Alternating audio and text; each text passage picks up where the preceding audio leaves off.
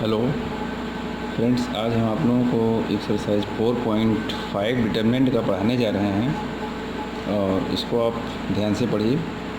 इसमें क्या निकालना था? एडजॉइंट।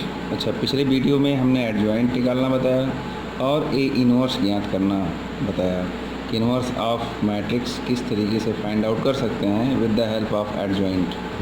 ए इनवर्स का फार्मूला होता है adjoint A upon determinant A. Non singular भी बताया, सिंगुलर भी बताया आप लोगों को। तो ये सब प्रीवियस वीडियो में है, उसको आप लोग स्टडी कर लीजिएगा ताकि कोई प्रॉब्लम ना आए। ये 4.5 एक्सरसाइज जो है, find adjoint each of the matrices in exercise question number 1, 2 जो भी दिए गए हैं। तो एडजॉइंट निकालना बहुत आसान है। अभी हम आपको एक क्वेश्चंस इसमें समझा देंगे कि ईच एलिमेंट का कोफैक्टर निकालते हैं। ईच एलिमेंट का क्या निकालते हैं? कोफैक्टर निकालते हैं, फिर उसका ट्रांसपोज कर देते हैं जिससे एडजॉइंट आपको फाइंड हो जाता है। यही इसका वर्किंग रूल है, ठीक है। और बाकी ये questions A into adjoint A into A determinant A into identity, इस क्वेश्चन पर इसको आपको वेरीफाई करना है जो कि हमने प्रूफ कराया था। और आगे बढ़ते हैं, इसमें और देख लेते हैं क्वेश्चंस कुछ अगर अच्छे हैं तो। जैसे इसमें इनवर्स आपको निकालना है। क्वेश्चन में क्या निकालना है? इनवर्स निकालना है। 5 to 11 जो भी दिया है, इनवर्स फाइंड आउट करना है with the help of adjoint, ठीक है। तो यहाँ क्वेश्चन नंबर 12 दिया है, ए बी का होल इनवर्स है। इसका मतलब पहले आपको इसमें प्रोडक्ट करना होगा, फिर उसका इनवर्स निकालना होगा। और इनवर्स निकाल करके प्रोडक्ट करना होगा, दोनों क्या आएंगे? बिल्कुल सेम आएंगे, क्योंकि ये थ्योरम है, थ्योरम की प्रूविंग है।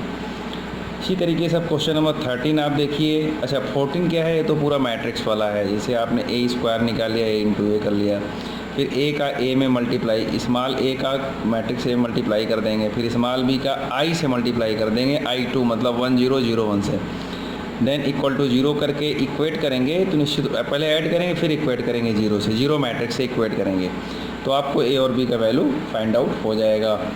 और फॉर द मैट्रिक्स ए, अच्छा ये 15 और 16 हमारे ओपिनियन से बढ़िया क्वेश्चंस हैं। 15 और 16 में से कोई एक क्वेश्चन आपको लगा लोगे तो दूसरा आ जाएगा। तो अब हम आपको एक्सरसाइज में ले चलते हैं, स्टार्ट करते हैं एक्सरसाइज। तो ये देखिए एक्सरसाइज 4.5, एक्सरसाइज 4.5 है ये। क्वेश्चन नंबर 6 हमने स्टार्ट किया है। पहले एक 2/2 का मैट्रिक्स का आप इनवर्स देख लीजिए, थोड़ा आसान रहता है ये। अच्छा, अब हमने क्या कहा? सबसे पहले इनवर्स निकालने से सबसे पहला स्टेप क्या होता है? डिटरमिनेंट को नॉन जीरो देखना। तो भाई डिटरमिनेंट सॉल्व कर लिया, 2 1 जा -2, -1 इंटू 2 किया -2, -3 इंटू 5 किया तो माइनस माइनस प्लस हो जाएगा, 15 हो जाएगा।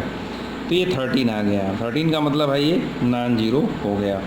तो डिटरमिनेंट ये नॉन जीरो है, इसका मतलब ये नॉन सिंगुलर भी है, ठीक है। तो नॉन सिंगुलर होने के बाद तब आप स्टार्ट करते हैं ए इनवर्स का प्रोसेस। तो ए इनवर्स के प्रोसेस में कैसे है? आपको सबसे पहले क्या निकालना होता है? Adjoint of each of element. अब देखिए, ध्यान से देखिए, इसका एडजॉइंट, अब जैसे 2/2 का है, कुछ बच्चे उसमें डाउट हो जाते हैं, बड़े बड़े क्वेश्चन कर लेंगे, छोटे क्वेश्चन में सोचते हैं ये कैसे निकलेगा। इसमें सिर्फ एक ही बात ध्यान देनी है कि जब आप A11 जैसे कोफैक्टर निकाल रहे हैं तो -1 का कोफैक्टर क्या होगा? इसके एलांग ये कॉलम और ये रो हटाने के बाद जो बचा वही आपका कोफैक्टर हुआ, विथ साइन कोफैक्टर लिखना है। अब इसी तरीके से 5 का कोफैक्टर हुआ, इसके एलांग रो कॉलम हटाने के बाद जो बचा -3, ये उसका कोफैक्टर हुआ। तो ये 1 2 था, ये नहीं, ये 1 1 था, ये 1 2 था। तो ध्यान रहे 1 2 का जो साइन आप लोगे, 1 2 का साइन क्या आएगा? -3। मतलब कोफैक्टर में क्या होता है? माइनस साइन इंटू माइनस लिया जाता है। -1 की power row plus column into minus लिया जाता है। तो इस तरीके से ये माइनस आ गया है। माइनस कैसे आया? 1 2 है ना, ऑड है, ऑड नंबर के लिए एक नेगेटिव आता है। 2 1 भी ऑड है, इसके लिए भी एक नेगेटिव आएगा। अब देखिए 2 1 जब लेंगे, 2 1 का कोफैक्टर क्या होगा? 5 होगा। लेकिन 2 1 क्या है? Odd number. 2 और 1 को आप -1 की पावर रो प्लस कॉलम, ज़रा इस बात को ध्यान रखे रहिएगा कि यहाँ पर -1 की पावर रो प्लस कॉलम ही होता है। मतलब मैं शॉर्ट में बता दे रहा हूँ, को फैक्टर लेते समय आप लोग ध्यान दिया करिए, -1 की power row plus column into minus, into minus, ठीक है, ये लिया जाता है। तो जैसे ये माइनस आ गया, फिर 2 में ये 2 पॉजिटिव होता है, तो ये 2 एलिमेंट है, तो 2 एलिमेंट का कोफैक्टर क्या होगा, -1 होगा, तो इसलिए -1 ही है, क्योंकि ये तो पॉजिटिव होता है, लेकिन ये जो कोफैक्टर वैल्यू है वो नेगेटिव है, ठीक है। तो कोफैक्टर ऑफ ईच एलिमेंट को हमने क्या मान लिया, C मान लिया। अब A11 को निकाला तो 2 रख दिया, 12 की जगह पर 3, क्योंकि माइनस इंटू माइनस प्लस, 21 की जगह पर -5 और 22 की जगह पर -1। ये क्या है, C हमने क्या लेट किया, ये लेट किया कि जो कोफैक्टर निकाला है उसको लेट किया है C, ठीक है, ये लेट है, मतलब ये हमने माना है कि ये कोफैक्टर्स जो हैं वो C है। फिर इसका ट्रांसपोज कर दिया, एडजॉइंट निकल गया। अब A इनवर्स का फार्मूला होता है adjoint A upon determinant A, जहाँ डिटर्मिनेंट A नॉन जीरो है, बिल्कुल है, क्योंकि डिटर्मिनेंट A का वैल्यू कितना आया, 13 आया है, ये आप पहले ही देख चुके हो कि डिटर्मिनेंट A का वैल्यू 13 आया है। तो अब इस डिटर्मिनेंट को जो डिवाइड है उसको यहाँ पर डिवाइड रखेंगे और बाकी का जो एडजॉइंट निकला हुआ है वो, ठीक है ना। तो ट्रांसपोज में कोई दिक्कत तो नहीं, पहला रो पहला कॉलम हो गया, दूसरा रो दूसरे कॉलम में हो गया, ठीक है। पहला क्वेश्चन हो गया। क्वेश्चन नंबर 15 क्या है, जो हमने कहा था इम्पॉर्टेंट क्वेश्चन है, तो उसकी तरफ आप लोग ध्यान दीजिएगा, इसको समझना है आपको। फॉर द मैट्रिक्स A दिया है ये, so that AQ -6A² + 5A + 11I = 0 and hence find the value of A inverse. ध्यान रहे, इसमें जैसे ही इस तरह के क्वेश्चन मिले तो आपको A इनवर्स की एडजॉइंट प्रोसेस को नहीं करना है, बता रहे हैं कैसे करना है। तो ऐसे क्वेश्चंस के लिए सबसे पहले आप A² निकालेंगे। क्या निकालेंगे, A², मतलब जो आपका एक्सप्रेशन था A³ था 6A², यही था ना एक्सप्रेशन। तो सबसे पहले A² निकालेंगे, A × A कर दिया, जो आया रिजल्ट आपके सामने है। ये तो आप जानते ही हैं, रो का कॉलम के साथ, फिर रो का इसके साथ, इस रो का इसके साथ करते हैं तो मल्टीप्लाई हो जाता है, मैट्रिक्स मल्टीप्लिकेशन ही है ये। A² आने के बाद फिर AQ निकालते हैं, क्यों, क्योंकि एक्सप्रेशन में सबसे पहले A³ था, तो A³ को निकाला, A² × A कर दिया, A² ये है, A है पुराना, तो मल्टीप्लाई कर दिया, तो ये A³ का रिजल्ट आ गया, ठीक। फिर अब इसमें लेफ्ट हैंड साइड में रख दिया। ध्यान रहे, आपको इसके इक्वल टू 0 प्रूफ करना है, क्वेश्चन में ये कहता है, क्वेश्चन में ये कहता है कि इसके इक्वल टू आप 0 प्रूफ करिए, देन फाइंड करिए A इनवर्स। तो यहाँ पर सबसे पहले हमने क्या किया, सबसे पहले इसमें लेफ्ट हैंड साइड में A³ की जगह, A³ का वैल्यू -6A², मतलब A² में 6 का मल्टीप्लाई करते हुए लिखा, 6 4 जा 24, देखो लिखा है, 6 2 जा देखो 12 लिखा है। इस तरीके से आपको मल्टीप्लाई करते हुए, जैसे मैट्रिक्स में एडिशन सब्ट्रैक्शन नॉर्मली करते हैं, वही सब आपको करना है। तो रिजल्ट क्या आ जाएगा, 0। आप देख सकते हो कोई भी टर्म, जैसे मैंने एक दिखाता हूँ, एक A11 को दिखाता हूँ, जैसे 8 है, माइनस का 24 है, तो -24 में अगर 8 निकालोगे तो कितना आएगा, माइनस का 16 आएगा, -16 प्लस 5 कितना आएगा, -16 + 5 माइनस का 11 आएगा, तो माइनस का 11 और प्लस का 11 कितना देगा, रिजल्ट विल बी 0। इसी तरीके से अब ईच एलिमेंट का करके देखेंगे, 0 मैट्रिक्स मिलेगी, 0 मैट्रिक्स मिलेगा, और इस तरीके से आपका एक portion hence proof part 1 proof हो गया। अब सेकेंड पार्ट क्या है, अगर इतना सही है तो आपको A इनवर्स भी निकालना है।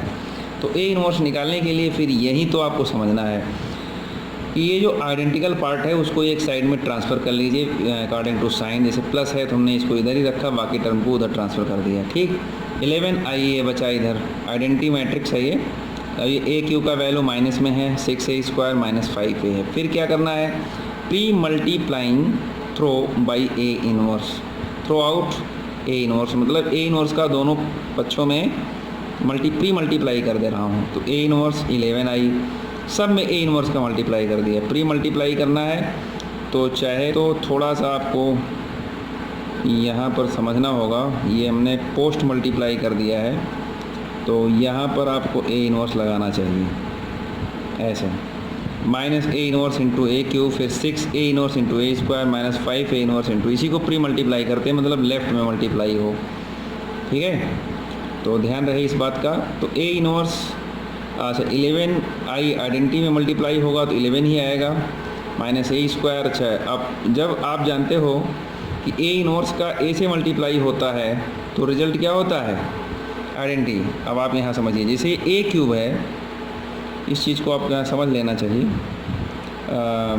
जैसे माइनस ए इनवर्स है इंटू ए यहाँ कर देंगे, बचा क्या ए स्क्वायर, मतलब आपके पास ए क्यूब था ना, तो इतना वैल्यू क्या हो गया, आइडेंटिटी हो गई। ये आइडेंटिटी हो गया, ए स्क्वायर मतलब यही आपको मिला, ये आपको मिला, यही मिला भी है यही। 6a, यहाँ से भी ए इनवर्स एक ए आइडेंटिटी कर देगा, एक ही बचेगा। यहाँ भी बिल्कुल आइडेंटिटी हो जाएगी, केवल 5i बचेगा। तो अब इसको आगे देखिए नेक्स्ट। तो यहाँ पर ये जो टर्म्स आए थे, जैसे माइनस ए स्क्वायर आया था, तो माइनस ए स्क्वायर है, और आया था प्लस 6a माइनस 5i। तो 6a मतलब a में 6 का मल्टीप्लाई है और माइनस 5i है ये, ठीक है, ये माइनस 5i है। तो इस तरीके से जब इसको सिंप्लीफाई किया तो ये आ गया टर्म। अभी यहाँ 11a चल रहा था, तो a inverse equal to 1/11 this, ये टर्म्स आ गया। यही a इनवर्स का वैल्यू है। आप अगर चाहें तो इसको एडजॉइंट मेथड से भी निकालेंगे, यही प्राप्त होगा, कोई प्रॉब्लम नहीं। अब एक क्वेश्चन इसमें और मुझे अच्छा दिखाई दिया था, क्वेश्चन नंबर 18। इसमें क्या था, if A is an invertible matrix of order 2 then determinant A inverse is equal to, मतलब अगर यह व्युत्क्रमणीय अवयव ऑर्डर 2 का है तो डिटरमिनेंट A इनवर्स का वैल्यू क्या होगा। अक्सर ये बोर्ड एग्ज़ाम में पूछ दिया जाता है ऑब्जेक्टिव क्वेश्चन के रूप में। तो सबसे पहले तो ये फार्मूला याद कर लीजिए कि A इनवर्स का डिटरमिनेंट के A इनवर्स के इक्वल होता है। कैसे इक्वल होता है आपका मन कहेगा, कैसे इक्वल होता है, तो इसकी प्रूफ भी देखिए। A inverse equal to identity होता है, आप जानते हैं इन्वर्टिबल मैट्रिक्स के लिए AB BA equal to identity होता है, ठीक है। अब हमने क्या किया, दोनों साइड में क्या ले लिया, डिटरमिनेंट ले लिया। डिटरमिनेंट को रिस्पेक्टिव डिटरमिनेंट में सेपरेट करके लिख सकते हैं। आइडेंटिटी का डिटरमिनेंट वैल्यू 1 होता है, ये भी आप जानते हैं। तो ये देखिए A इनवर्स का डिटरमिनेंट, इसको हम इधर ट्रांसफ़र कर देंगे तो 1/डिटरमिनेंट A आ जाएगा। यही आपका क्या है, प्रूफ है। ये जो हमने लिखा था ना, इसका यही प्रूफ है, ठीक है। तो इस तरीके से ये एक्सरसाइज फिनिश होती है। और आप लोगों को अगर कोई प्रॉब्लम हो तो निश्चित रूप से आप हमसे संपर्क कर सकते हैं, और कोई प्रॉब्लम हो तो पर्सनल भी आप क्वेश्चन पूछ सकते हैं, और मैं आपके लिए पर्सनल वीडियो भी बना सकता हूं। आप बिल्कुल चिंता ना करिए। अगर आपको न समझ में आए, आप चाहते हैं कि सर हमारे लिए कुछ और क्वेश्चन अतिरिक्त करें, उसके लिए आप हमसे बात करिए। मैं पर्सनल वीडियो भी बनाता हूं, और पर्सनल आपको ऑनलाइन पढ़ा दूंगा, उसमें कोई प्रॉब्लम नहीं आएगी। बस आप अपनी प्रॉब्लम को बताने की हिम्मत रखिए, और मैं आपको उसके लिए अपना मोबाइल नंबर देता हूं। तो SB classes bye Vinod sir, हमारा कॉन्टैक्ट नंबर है 9473565373, ठीक है। और मैं ऑनलाइन भी पढ़ा सकता हूँ, और अगर आप लखनऊ से हैं तो कोई दिक्कत नहीं, किसी भी तरीके से आपको समझा सकता हूँ जैसे आपको समझ में आए। हम हर समय आपके परसेंट को इम्प्रूव करने के लिए और आपके नॉलेज को इम्प्रूव करने के लिए हम तैयार हैं। बस आप कोशिश करिए, आप चाहिए कि हमको अच्छा बनना है, अच्छा पढ़ना है, बस उसके लिए हमें मेहनत करनी है, ठीक है। Okay student, thank you.